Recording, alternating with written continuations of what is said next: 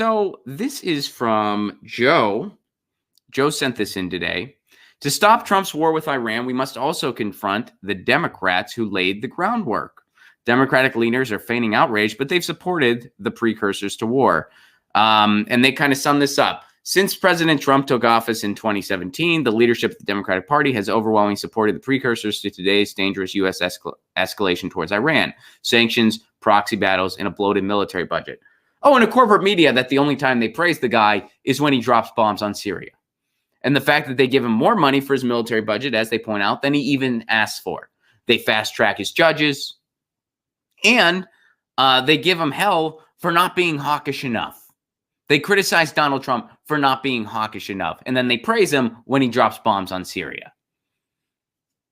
So, yeah, Donald Trump is terrible. What Donald Trump's doing is terrible. He is ridiculous beyond comprehension. It is insane that he is president. It is absolutely insane. And I feel like every person, when they wake up in the morning, has that brief moment where they're like, oh my God, yeah, that's serious. However, Donald Trump is not working alone. Donald Trump surrounded himself with the swamp he said he was going to drain. And Donald Trump has complicit members in both parties that are pro-war, Democrats and Republicans. Donald Trump is not what corrupted our system. Our system was corrupted, so we got Donald Trump. Donald Trump is just the ugly face of what our system really is. And it will still exist in all of its horribleness after he is gone. So, just saying. And that's what this article gets at. Now, another thing they point out, as recently as December of 2019, the House overwhelmingly passed the National Defense Authorization Act, the NDAA, with a vote of 377 to 48. Now, 2 amendments were stripped from the bill before it went to a vote. So here are those amendments, and this is important.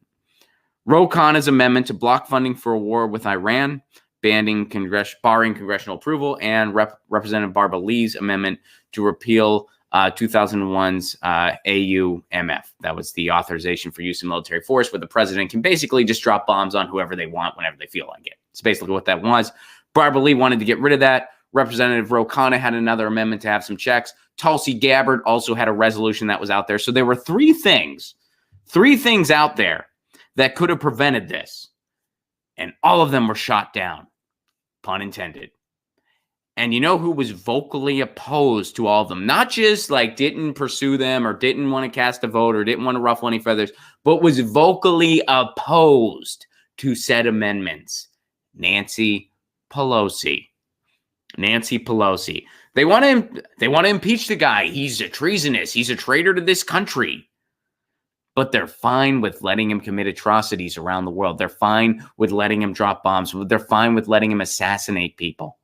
They're fine with all that. Does that sound backwards to you? Does that sound like maybe this isn't a resistance at all? This is actually an assistance?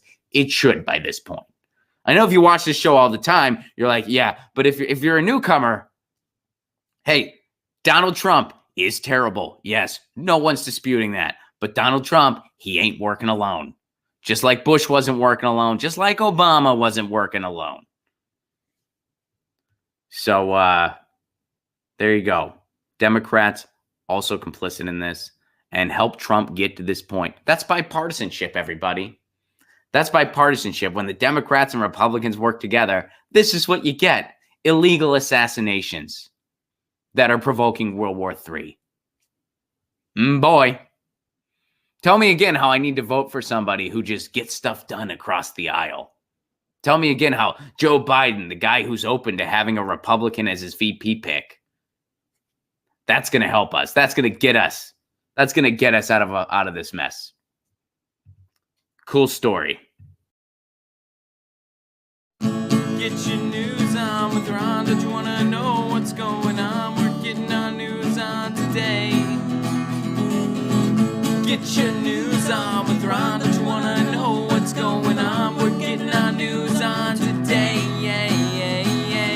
You can tweet me an article at Ron Placone. We'll go through it together and